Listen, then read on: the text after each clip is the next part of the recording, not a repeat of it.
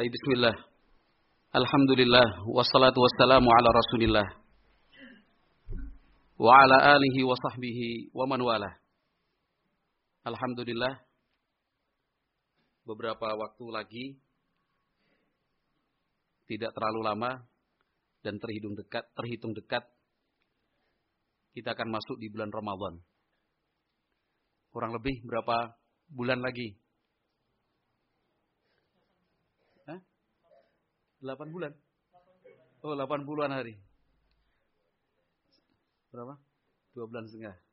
Karena hari ini berapa Jumadal Akhir? Tanggal 6. Ya, 6 Jumadal Akhir. Cepat sekali waktu berlalu. Oleh karena itu, ketika kita menyadari bahwa waktu sangat cepat berlalu dan seolah-olah berlari meninggalkan kita, tentunya setiap kali ada kesempatan, dan kesempatan itu sebenarnya selalu ada dan terus Allah berikan, dimanfaatkan sebaik-baiknya untuk menambah tabungan amal.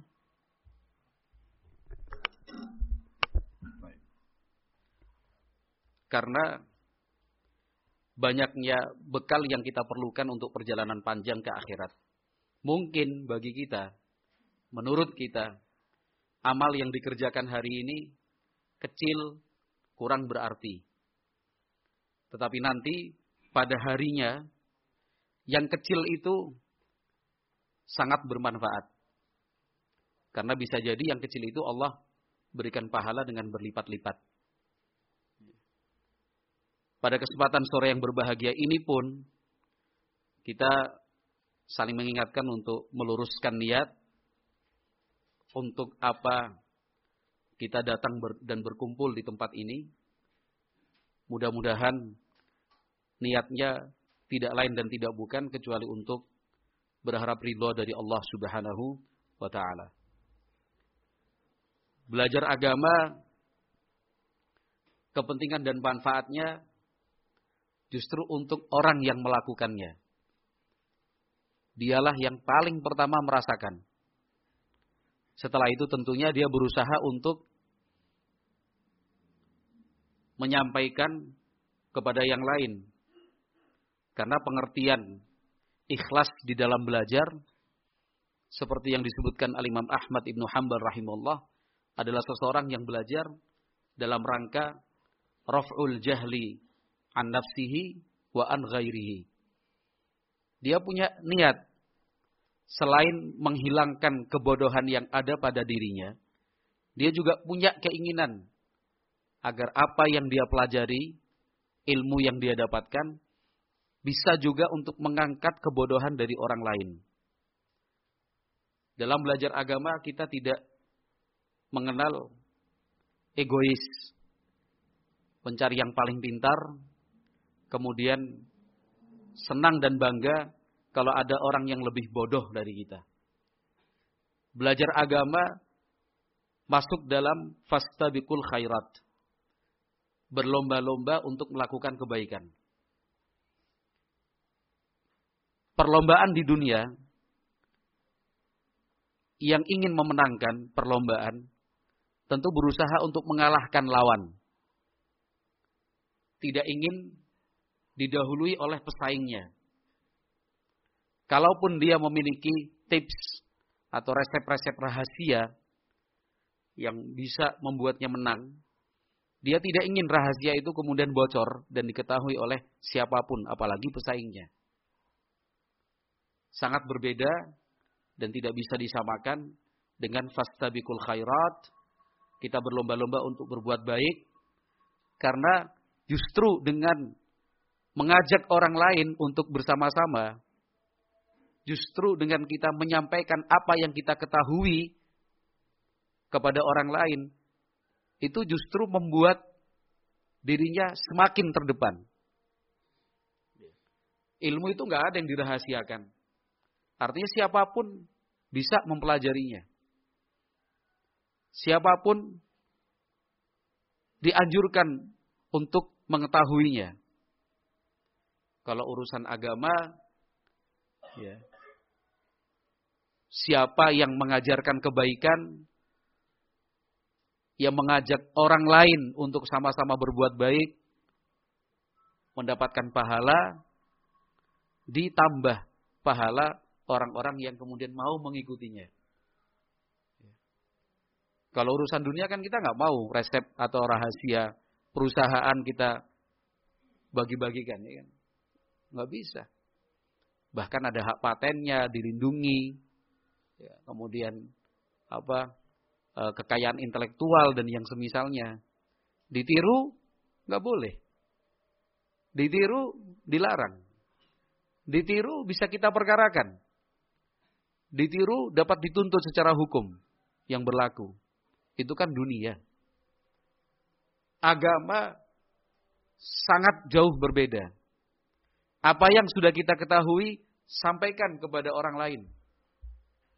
Ilmu yang telah dipelajari, sebisa-bisanya, semaksimal-maksimalnya, kita ajak orang lain untuk sama-sama tahu.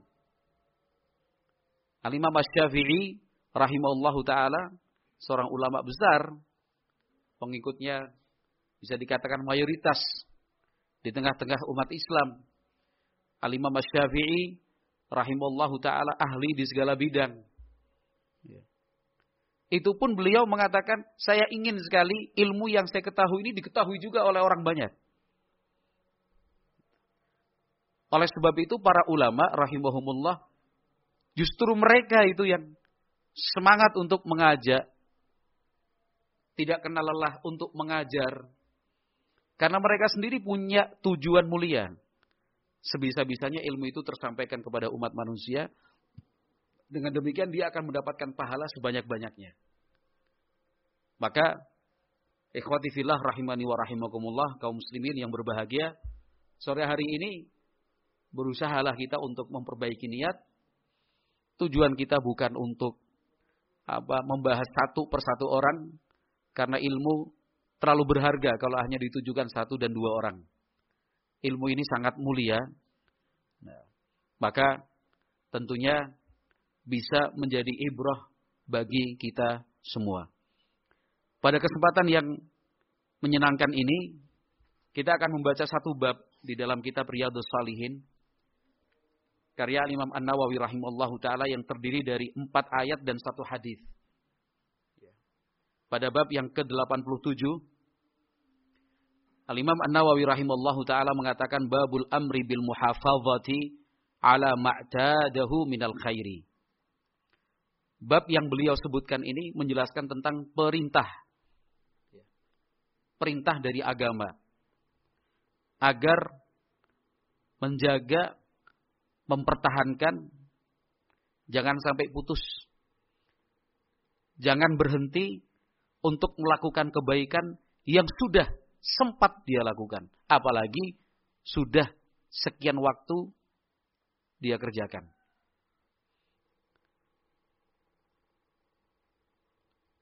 Asy-Syaikh Al-Utsaimin rahimahullahu ta'ala, beliau menjelaskan, yakni maksudnya apa? Annal insana idza i'tada fi'lal khairi fayanbaghi an yudawima 'alaihi.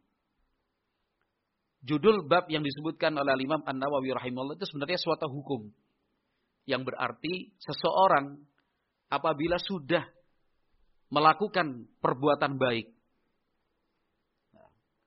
apalagi bukan selangkah dua langkah, sudah menjadi aktivitas dan rutinitas, fayan bagi an yudawima alaihi. Seyogianya dia berusaha untuk tetap terus menjaga. Jangan ditinggalkan. Kalau sudah mulai melakukan perbuatan baik, ya jangan sekali itu saja. Apalagi sudah merasa cukup. Famathalan, contohnya, idza i'tada alla yada'ar rawatiba, yakni salawat an-nawafil, allati tatba'us salawatil khamsa, falyuhafiz ala dzalika. Contohnya seseorang yang sudah mulai membiasakan untuk melaksanakan salat sunnah rawatib, yaitu salat-salat sunnah yang mengiringi sebelum ataupun setelah salat wajib. Kalau dia sudah melakukan, misalkan dia membaca atau mendengarkan keterangan keutamaan menjaga salat sunnah rawatib dalam sehari semalam sampai 12 rakaat totalnya, maka dia akan masuk surga. Oh, dia tahu itu. Muncul semangat untuk ingin mempraktekkan. Betul-betul dia laksanakan. Ya kalau sudah mulai jangan tinggalkan. Jangan cuma sehari 2 hari. Jangan cuma sebulan 2 bulan. Falyuhafiz ala dzalika. Wa idza kana yaqumul laila falyuhafiz ala dzalika. Kalau misalkan dia sudah melakukan salat malam, ya dijaga. Nah, salat malam itu jangan, kalau bahasa kita jangan pas jadi santri saja. Jangan hanya ketika di pesantren. Ya. Tapi ya sepulang di rumah dikatakan lulus dari pesantren, sebisa mungkin salat malam yang dia lakukan ketika menjadi santri itu tetap dipertahankan dan dijaga. Wa idza kana yusalli rak'ataini minadh dhuha falyuhafiz ala dzalika. Kalau dia salat 2 rakaat duha, sekali 2 kali, lanjutkan. Wa kullu syai'in minal khairi idza tadahu fa innahu yanbaghi an yuhafidha alaih. Intinya semua bentuk amal kebaikan, kalau sudah dia lakukan, harusnya diteruskan. Mestinya dipertahankan. Ini menyangkut semua ibadah dan berkenaan dengan amal-amal kebaikan yang pernah kita lakukan dan pernah kita kerjakan. Apapun itu. Ya. Jadikan itu sebagai sebuah catatan dan peringatan bahwa kita melakukan kebaikan ini bukan cuma sekali. Evaluasi, kapan lagi diulang. Dan ini sangat banyak contohnya. Mulai dari ibadah yang dilaksanakan secara pribadi, demikian juga ibadah-ibadah yang berkaitan dengan banyak orang. Yang kaitannya dengan pribadi sudah diberi contoh tadi. Salat sunnah rawatib, salat malam, salat duha, puasa. Yang berkaitan dengan orang lain itu banyak sekali. Kalau kegiatan-kegiatan dakwah, misal, ya, pondok-pondok kita kan banyak dan sudah sering dilakukan. Tapi memang kita perlu untuk kemudian berani untuk melakukan evaluasi. Ya, misalkan donor darah. Ini kan kegiatan sosial, sesuatu yang baik. Ya jangan hanya sekali aja. Tapi kalau bisa dibuat setahun sekali, kenapa tidak? Ya. Ini contoh. Kenapa? Karena pengaruhnya sangat positif.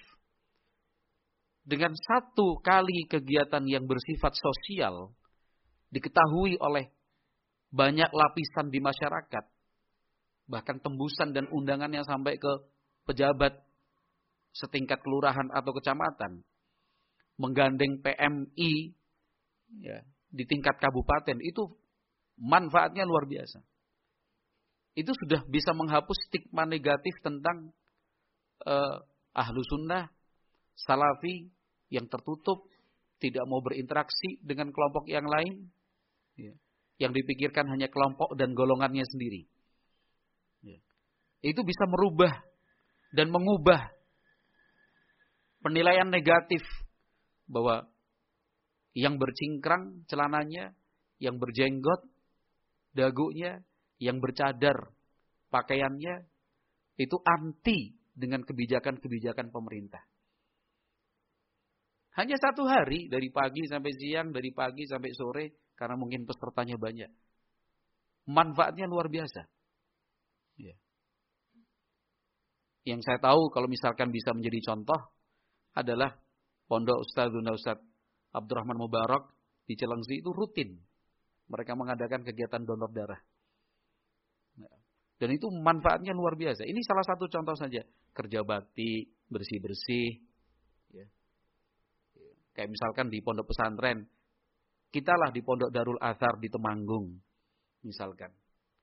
Pondok itu kan pondok kita bersama. Bukan hanya milik santri-santri saja.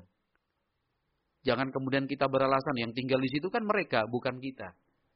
Tapi kalau kita ditanya, yang tinggal di sana anak-anaknya siapa? Kan anak-anaknya kita juga. Itu milik kita, milik umat, milik bersama. Jadi alangkah baiknya, misal diadakan kegiatan kerja bakti, bersih-bersih, melibatkan semua ikhwan. Baik yang ada di komunitas, perumahan-perumahan di sekitar Pondok Darul Athar Temanggung, ataupun ikhwan-ikhwan di Temanggung dan sekitarnya. Kesempatan untuk kumpul-kumpul, rame-rame, kita saling kenal satu dengan yang lain. Oh ini dari Temanggung Selatan, Temanggung Utara, Temanggung Barat, Temanggung Kota. Ya kan? Diundang, bersih-bersih, jalan, rumput. Sasarannya apa? Ya pondok pesantren itu sendiri. Nggak bisa kemudian kita beralasan, seperti yang saya sebutkan di depan, bahwa itu kan yang tinggal bukan kita, itu kan mereka. Itu sesuatu yang baik. Alhamdulillah beberapa pondok dan beberapa pesantren rutin mengadakan kegiatan seperti itu. Tapi jika sekali dilakukan, jadikan sebagai sebuah rutinitas, sesuatu yang tidak ditinggalkan. Dijaga terus. Setahun sekali, setahun 2 kali. Membangun keakraban antar ikhwan, membangun komunikasi, dan juga sebagai bentuk perhatian antara ikhwan dengan santri-santri di pesantren. Asatidzah dan pengurusnya merasa senang. Kenapa? Karena juga diperhatikan oleh semua pihak. Tidak kemudian merasa menjadi beban yang berat ditanggung sendiri. Luar biasa. Itu contoh. Wallahu a'lam. Mungkin Pak Khalifah bisa. Ya, buang-buang suara kata orang Ambon kan. Buang suara dulu kan. Apaan bersih-bersih jalan sekitar pondok semua. Luar biasa. Baik, itu jika itu kan contoh untuk apa? Contoh untuk kegiatan yang bersifat baik dan apa terkait dengan orang lain. Kalau yang kaitannya dengan pribadi sangat banyak. Nah, artinya jika kebaikan itu sudah dilakukan, jangan hanya sekali. Jangan hanya 2 kali. Sebenarnya kalau misalkan kita mau apa? Jujur dan berterus terang, kemudian kita duduk sebentar saja. Lalu kita inventarisir dan kemudian membuat list atau daftar. Selama ini kegiatan-kegiatan positif ya, yang sudah pernah kita lakukan sejak 10 tahun terakhir itu apa saja.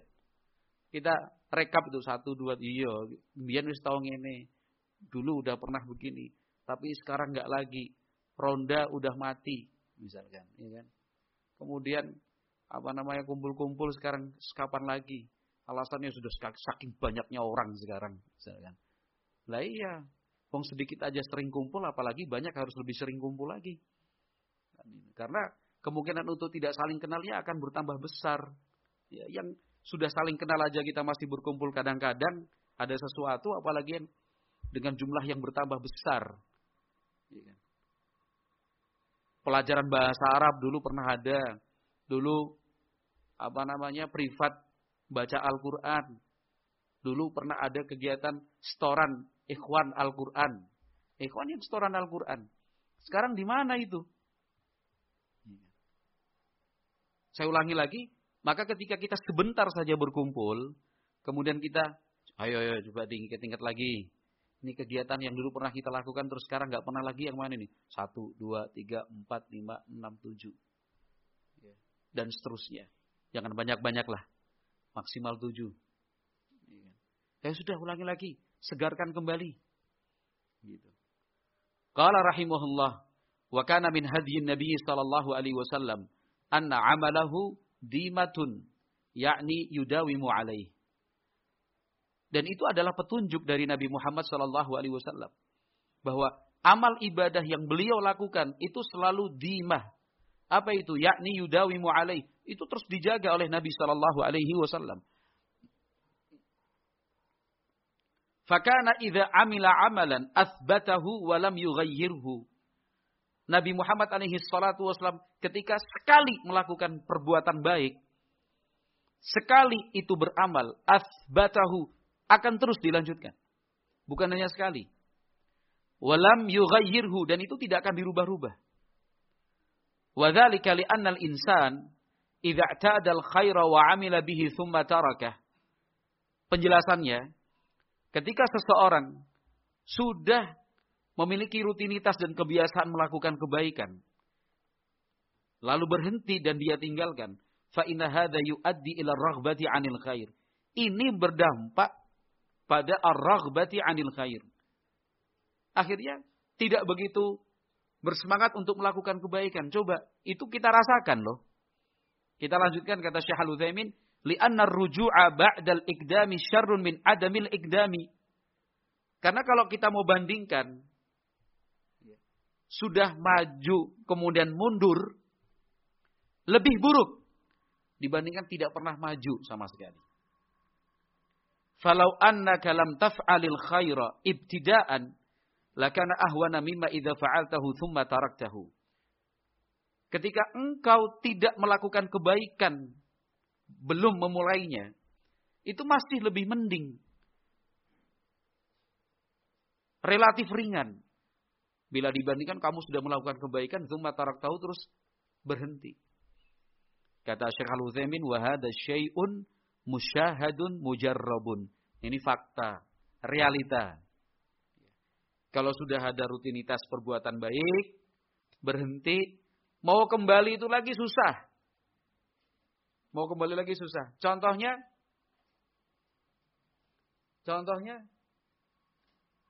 Jawab, Pak siapa?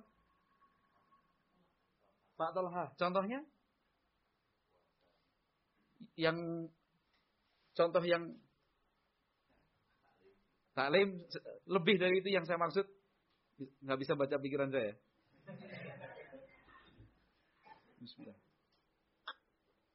Yang ini dialami oleh secara global. Sudah rutin kegiatan, berhenti. Berhentinya cukup lama, mau mulai lagi sampai sekarang nggak bisa-bisa. Yang beberapa waktu lalu terjadi dan kita alami. Masa-masa apa? Apa? Masa apa? Sudah lupa ya?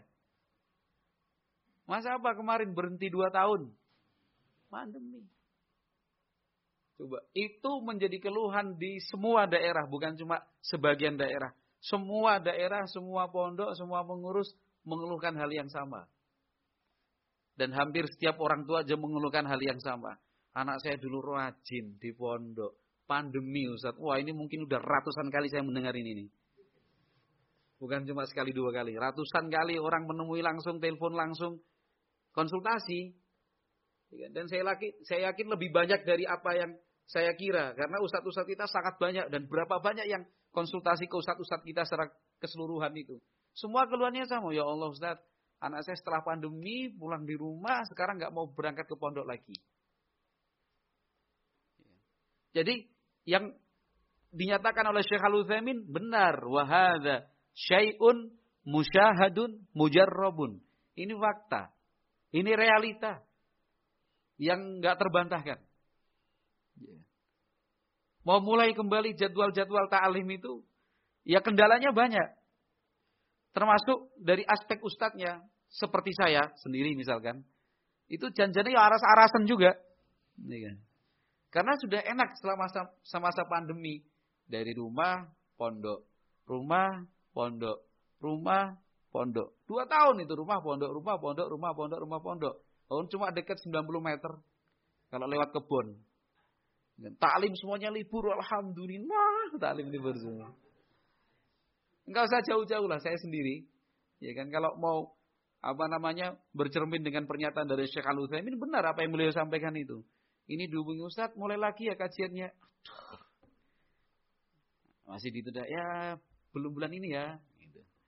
Besok lagi nih, mungkin bulan depan. Lumayan sudah bisa menahan 2 bulan itu. Ya. Itu luar biasa, artinya banyak aspek lah. Banyak aspek.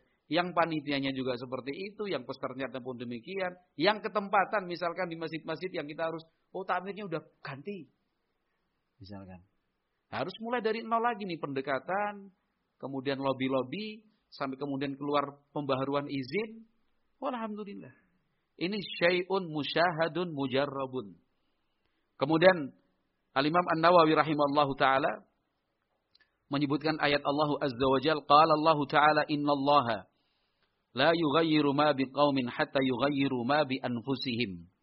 Jelas sekali kaitannya dengan bab yang artinya sesungguhnya Allah Subhanahu wa taala tidak merubah kondisi suatu kaum kecuali mereka yang memang ingin merubah diri mereka sendiri.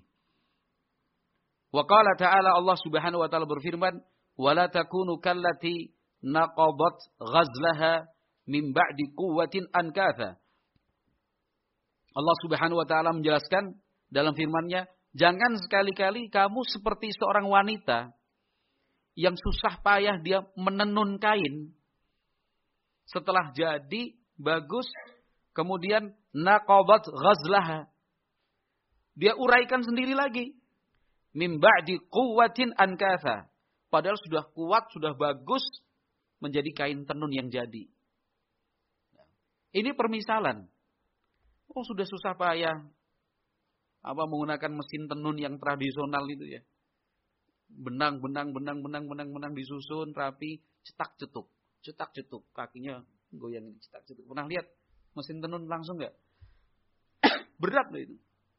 Cetak-cetuk. Harus teliti. Ya. Nyusunnya, bentuk motifnya. Sudah jadi.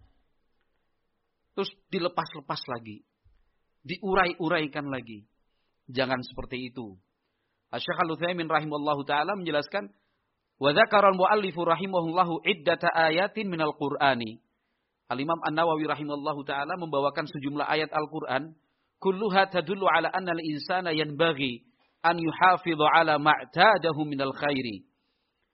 Ayat-ayat Al-Qur'an yang dibawakan Al-Imam An-Nawawi rahimahullah semuanya menunjukkan seseorang itu mestinya menjaga dan mempertahankan kebaikan yang sudah dia lakukan.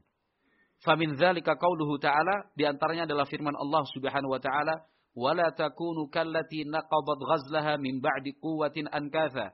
Yakni maksudnya la takunu kal mar'atil ghazilah. Jangan sekali-kali kamu seperti seorang wanita yang menenun, allati taghzilu suf, yang menenun suf ya, wal dan yang semisalnya. Thumma idza ghazalathu wa atqanathu naqadathu ankathan wa mazzaqathu. Sudah selesai, udah bagus, udah jadi selembar kain, tinggal dikunci aja ujungnya. Selesai bikin tenunan kan harus dikunci biar enggak terurai. Sebelum dia kunci, dia lepas lagi. Bal dawimu ala ma antum alaih. Seharusnya dijagalah. Jadi seseorang yang sudah melakukan kebaikan, lalu dia tinggalkan, diperumpamakan dengan seorang perempuan yang sudah bikin kain tenun, jadi dia uraikan kembali. Itu kalau terjadi di depan mata kita ada seorang perempuan seperti itu, ya pasti akan dibilang sinting. Dan sebenarnya bukan cuma perempuan yang menenun, siapapun orang melakukan pekerjaan sudah bagus-bagus terus dia rusak sendiri. Udah pasang keramik bagus-bagus, dilepas lagi di gerinda. Kenapa? Nggak cocok. Udah dia tanam, capek-capek, sudah tumbuh bagus subur, cabutin. Ya kita akan bilang orang ini sinting. Maka perumpamaan yang disebutkan Allah Azza wa Jalla dalam firman-Nya ini, ya harus kita perhatikan baik-baiklah. Seperti orang-orang yang dalam tanda kutip tadi kita katakan sinting tadi, artinya sudah kehilangan akal ya, maksud sinting itu. Kehilangan akal, nggak masuk akal, sudah bagus-bagus kok ditinggalin. Wa min dzalika qauluhu ta'ala, dan juga firman Allah Azza wa Jalla, wala yakunu kalladzina utul kitaba min qablu fatala 'alaihimul amadu faqasat qulubuhum. Dan janganlah mereka meniru orang-orang yang telah diberi Alkitab sebelumnya. Fatala 'alaihimul amad, karena waktu jeda yang cukup lama, faqasat qulubuhum, akhirnya hati mereka pun menjadi kaku, bahkan mati. Dan itu sama keterangannya dengan yang disebutkan Asy-Syaikh Al-Utsaimin di atas, wa hadha syai'un musyahadun mujarrabun.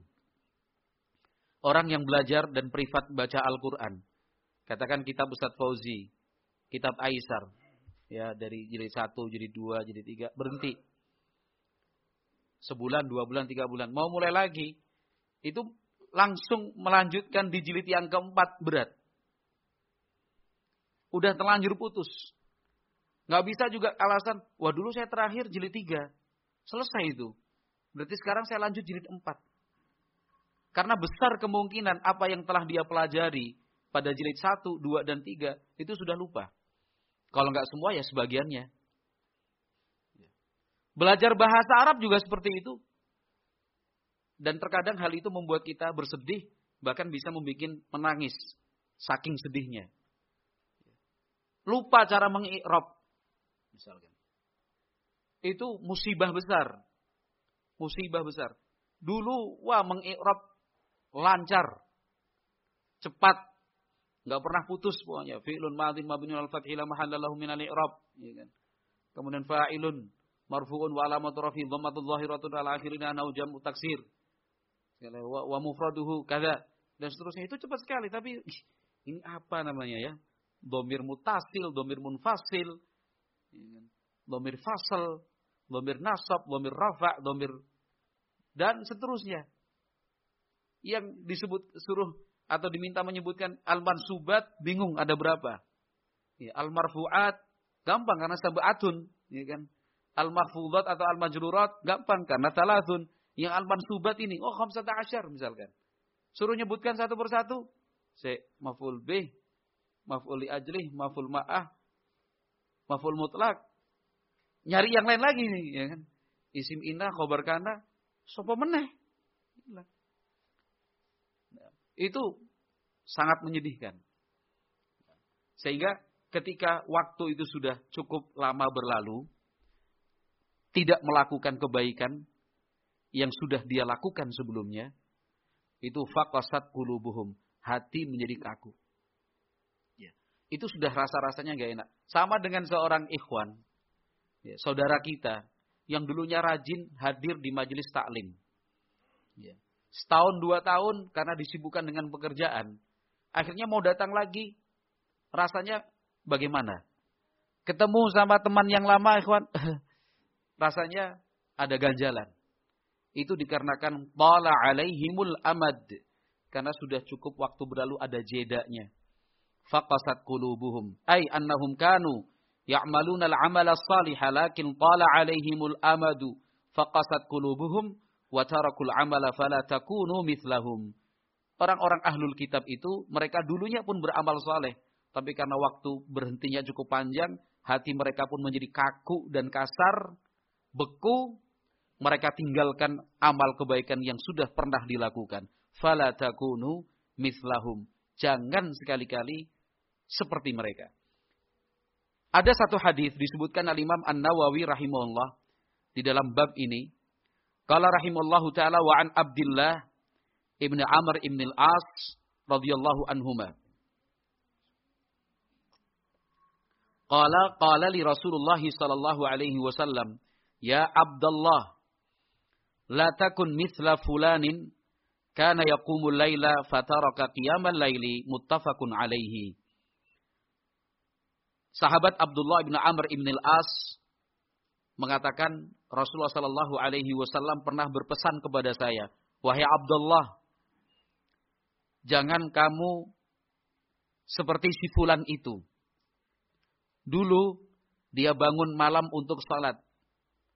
Fataraka qiyamal lail, tapi kemudian dia tinggalkan salat malamnya. Muttafaqun alaih, hadis riwayat Bukhari Muslim. Asy-Syaikh Al-Utsaimin menerangkan wa ammal ahaditsu allati dzakaraha al-muallifu, hadis-hadis yang disebutkan oleh Imam An-Nawawi rahimahullah adalah hadis Abdullah bin Amr ibn al-As.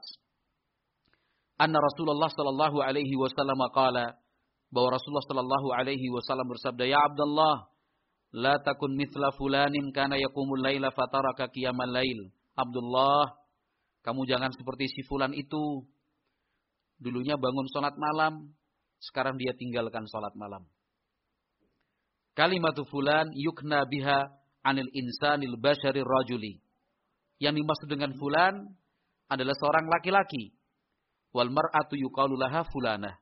Untuk perempuan disebut fulanah.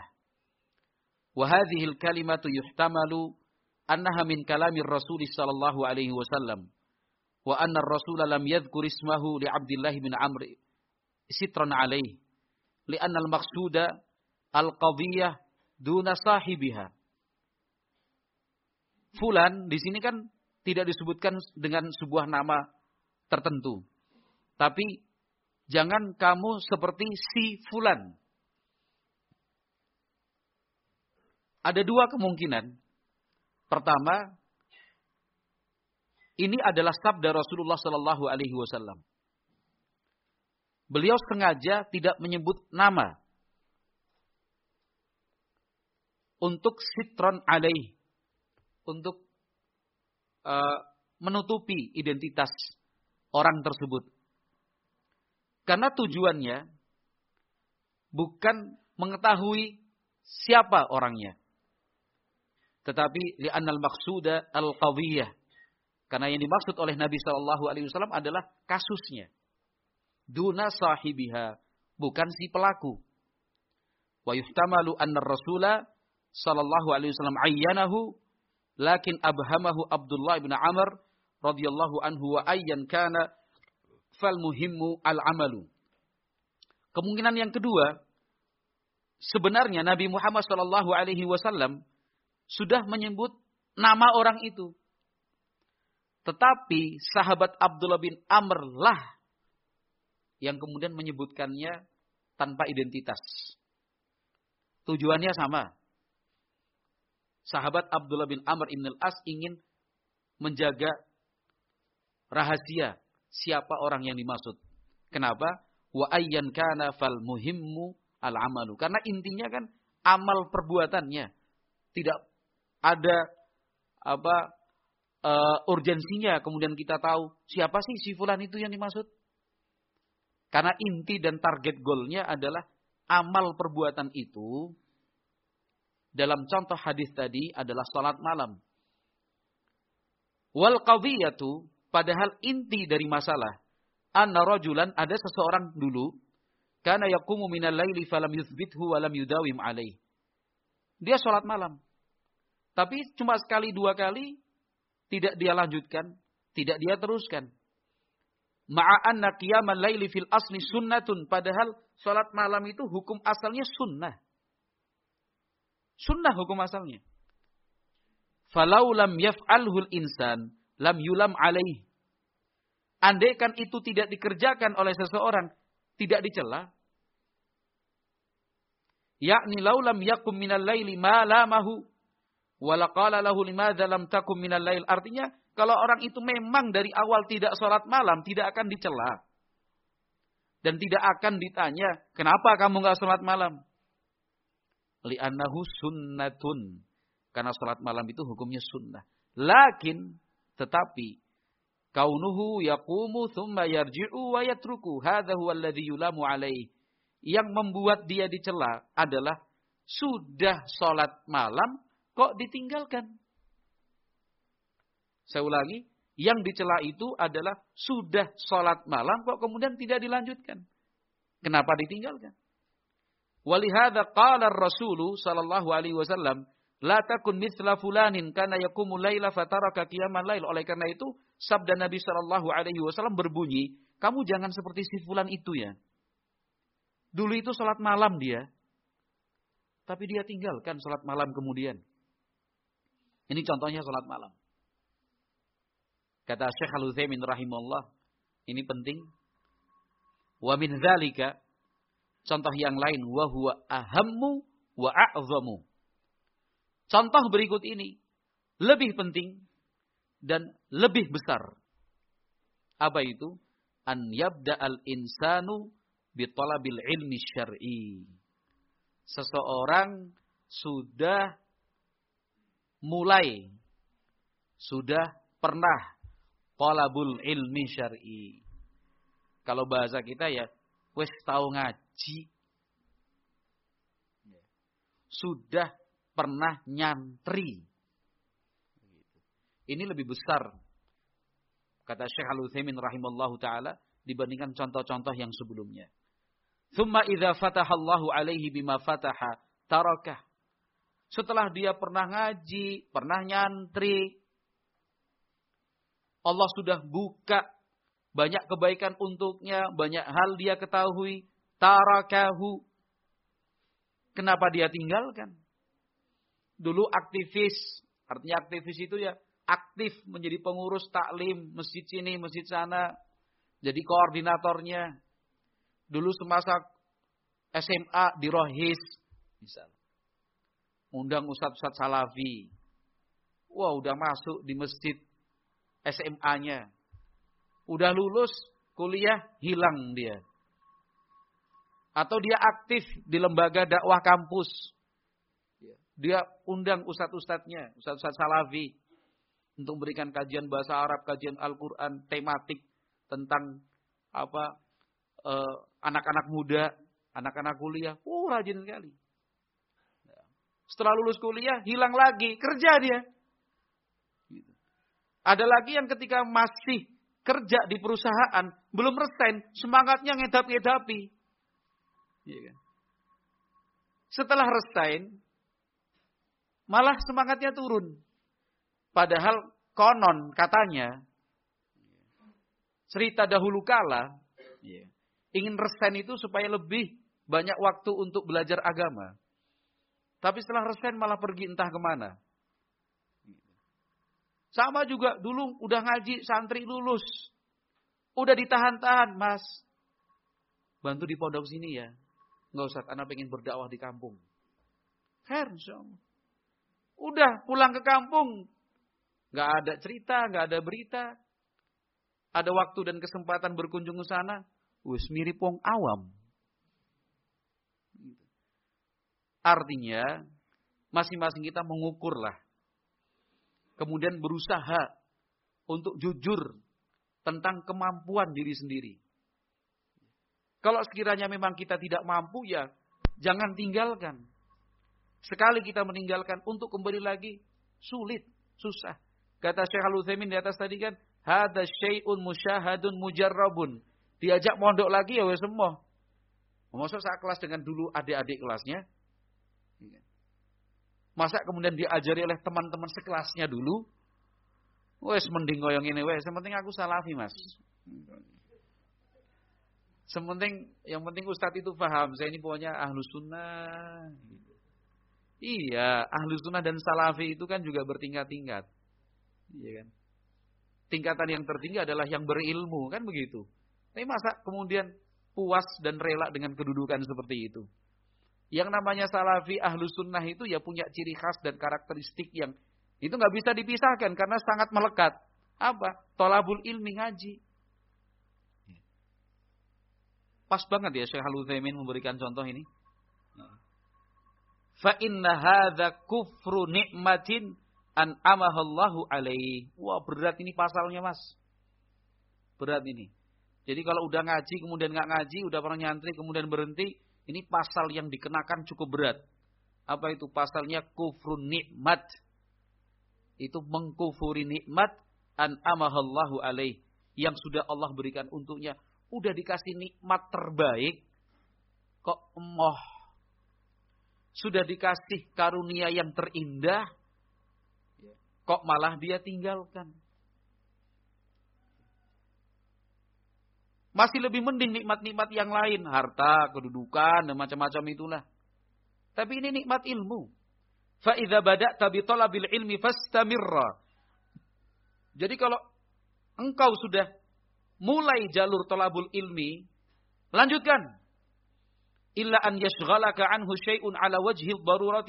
Kecuali kalau ada alasan yang sifatnya darurat. Orang tua sakit harus dirawat. Gak ada orang lain yang merawat anak tunggal. Pulang. Jangan ragu. Yang gak bisa. Nanti saya berhenti thalabul ilmi. Gak bisa.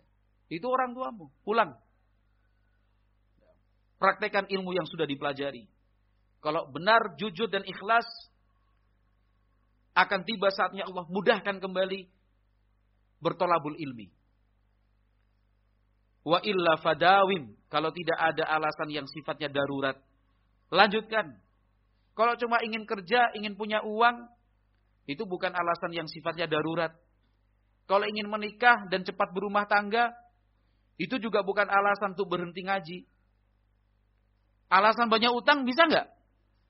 Terus berhenti ngaji? Nggak bisa juga. Justru kalau semakin banyak utang harus lebih sering ngaji. Karena untuk ngadem-ngadem kepikiran. Untuk nyejuk-nyejukkan hati. Oh, banyak utang kok di rumah, pusing. Banyak di rumah banyak utang di rumah buka YouTube.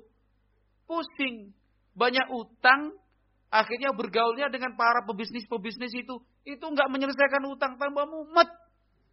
Karena ketemunya juga sama orang-orang yang sedang menanggung hutang.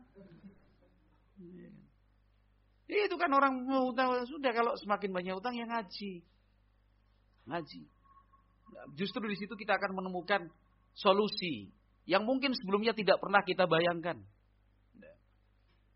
Di sela-sela ngaji, sebelum dan setelahnya, tidak ada masalah, juga tidak ada yang melarang untuk kemudian komunikasi, konsultasi, ngobrol sama ikhwan lain yang senior, yang mungkin kita dengar pernah punya utang juga, ya kan? Tapi bisa selesai. Nanya, Mas, pengalaman ini piye to, Mas? Lho wis hafal doane biar utangnya cepat selesai. Ono to. Baru kaget dia. Ada. Wis catat ya, Mas. Ya engko tak japri. Sehari 2 hari gak dijabri-jabri. Mas, ndi doane? Oh iya. Udah dikirim. Kok belum selesai juga ya? Lah niate sampean ya opo? Karena Nabi Muhammad SAW sudah menjelaskan orang yang berhutang, kemudian dia berniat betul untuk melunasi hutang itu. Addallahu anhu. Allah akan bantu dia melunasi hutang-hutangnya. Niatmu. Lah iki. Ini yang belum saya punya, Mas, niat. Lah iya. Nah, sampean niatnya cuma setengah-setengah. Sampean niatnya ya nantilah, gampang dipikir. Yo enggak lunas-lunas. Itu kita dapatkan di mana? Bukan di warung-warung kopi. Bukan di tempat angkringan dan tongkrongan. Itu enggak kita dapatkan di YouTube. Ya, atau di Instagram atau TikTokan, enggak ada. Itu dapatnya di majelis ilmu. Di majelis ilmu. Jadi tidak ada alasan lah. Li'anna talabal ilmi fardu kifayatin. Karena talabul ilmi itu hukumnya fardu kifayah. Kullu man talabal ilma fa inna Allah ta'ala yuthibuhu ala talabihi thawabal fardi. Setiap orang yang ngaji, yang menjadi santri, untuk niat talabul ilmi, Allah subhanahu wa ta'ala memberikan pahala untuknya. Pahala amal wajib yang dia lakukan. Wa thawabul fardi a'zam min thawabin nafilah. Jangan lupa, pahala yang Allah berikan untuk amal yang sifatnya wajib lebih besar dan berkali lipat dibandingkan pahala yang Allah berikan untuk amalan yang sifatnya sunnah. Thalabul ilmi hukumnya wajib loh. Antara yang wajib kifayah dengan yang wajib ain. Kita lanjutkan. Kama ja'a fil hadits sahih, anna Allah Ta'ala qala ma taqarraba ilayya 'abdi syai'un bi syai'in ahabbu ilayya mimma aftaratuhu alaih. Allah berfirman dalam hadits qudsi, tidak ada hambaku yang mendekatkan diri kepadaku dengan sesuatu yang lebih aku cintai dibandingkan apa yang aku wajibkan untuknya. Artinya, kata beliau, fatalabul ilmi fardu kifayatin. Ngaji, nyantri, talabul ilmi itu hukumnya fardu kifayah. Idza qama bil insanu qama bi fardin an umumil ummah. Kalau sudah ada yang mengerjakan berarti sudah mewakili umat. Tapi waqad yakunu fardu ainin. Talabul ilmi ngaji itu ada yang hukumnya fardu ain. Fardu ain itu individu-individu harus melakukan. Nggak bisa diwakilkan. Aku tak nitip bae yo, nitip semangat misalkan. Sing pinter kowe engko nek bali pinter aku diajari. Misalkan kowe sing pinter kena ana apa-apa aku takon kowe sing jawab, oke. Itu fardu kifayah, tapi ada yang sifatnya fardu ain. Lah kita kalau mau diperiksa, yang fardu ain aja belum gugur dari kita. Contohnya kata beliau, fima idahtajal insanu ilaihi fi nafsihi. Fardu ain itu wajib individu hal-hal yang berkaitan dengan dirinya. Kaman arada an yusalliya fala budda an yata'allama ahkamas shalah. Orang ingin salat, wajib ain hukumnya dia belajar hukum-hukum salat. Lah kita hukum salat belum pernah selesai mungkin. Ngikut pengajian, taklim, sifat salat Nabi dari pertemuan pertama sampai pertemuan 37 selesai.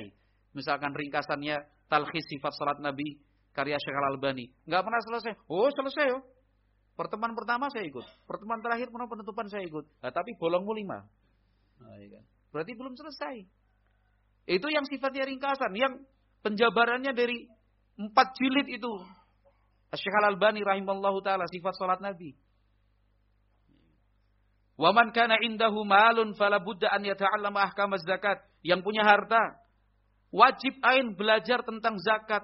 Jangan terus, Ustaz saya punya harta ini tolong dihitungin. Lah. Kamu yang punya duit, aku yang bingung. Ya harusnya belajar. Kewajiban itu bukan kewajiban ustadznya kok. Itu kewajiban dia sebagai pemilik harta. Wal ba'i'u wal mushtari. Penjual dan pembeli. La budda an yata'allama ahkamal bai'i wasyira. Harus hukumnya fardu ain. Belajar hukum jual beli. Jangan udah jalan usahanya sudah cukup berkembang, praktek jual belinya baru nggak boleh. Oh, gitu toh. Ya, baru belajar. Itu fardu ain, Mas. Fardu ain. Yang ingin menikah ya fardu ain, belajar tentang hukum-hukum pernikahan. Yang sudah menikah, susul. Ya, disusul. Minta sama Ustaz Farhan, tolong buka kitabun nikah, Ustaz. Gitu misalkan. Hukum-hukum pernikahan, hak-hak dan kewajiban suami istri seperti apa? Hal-hal yang dilarang dan gak boleh dilakukan seorang suami dan istri bagaimana? Harus tahu. Wa man arada an yahujja fala budda an yata'allama ahkamal haji. Yang ingin haji wajib fardu ain belajar tentang hukum-hukum haji. Jangan kemudian beralasan, ada pembimbingnya kok. Ada ustadz yang mendampingi kok. Mau berangkat umrah enggak belajar, gampang, tinggal WA, telepon ditanya. Gitu. Apa tugasnya ustadz kalau gitu, kalau kita tahu semua. Itu kewajiban ain kok. Hadza fardu ain, kata Syekh Al-Utsaimin. Ini fardu ain. Amma baqiyatul ulumi fahiya fardu kifayah. Kalau ilmu-ilmu yang lain iya, ada yang statusnya fardu kifayah. Fa idza syara'a al-insanu fi talabil ilmi fala yarji. Kalau orang itu sudah mulai belajar, sudah pernah ngaji, sudah nyantri, jangan berhenti. Wa inna ma yastamir, lanjut. Sampai kapan? Sampai mati. Illa an yasuddahu an dzalika syai'un daruriyun. Kecuali kalau ada alasan yang sifatnya darurat. Fahada syai'un akhar, ini urusannya lain. Walihada kanal munafiquna humul ladzina idza bada'u bil amali taraku. Oleh karena itu kaum munafikin punya sifat sudah beramal ditinggalkan. Ini pasal kedua yang cukup berat. Fi ghazwati Uhud, dalam perang Uhud misal, kharaja ma'an Nabi sallallahu alaihi wasallam nahu alfi rajul. Yang berangkat itu saat itu, yang berangkat saat itu kurang lebih 1.000 personil. Wa kana thuluthuhum taqriban minal munafikin. Sepertiga kurang lebihnya itu dari kalangan munafikin. Faraja'u minat tariq. Baru berangkat, belum tengah perjalanan, yang sepertiga milih pulang. Sifat orang munafik. Berat ini pasalnya, abot. Nyantri baru setahun, tak mundur wae. Bisa kena pasal ini nih. Termasuk tanda-tanda dan ciri orang munafik. Wa qala law na'lamu qitalan lattaba'nakum. Mereka alasan, ya kalau misalkan betul-betul terjadi perang ya kami pasti ikut toh. Qala Allah Ta'ala, Allah berfirman tentang mereka, hum lil kufri yauma idzin aqrabu minhum lil iman. Mereka itu lebih dekat kepada kekafiran daripada iman.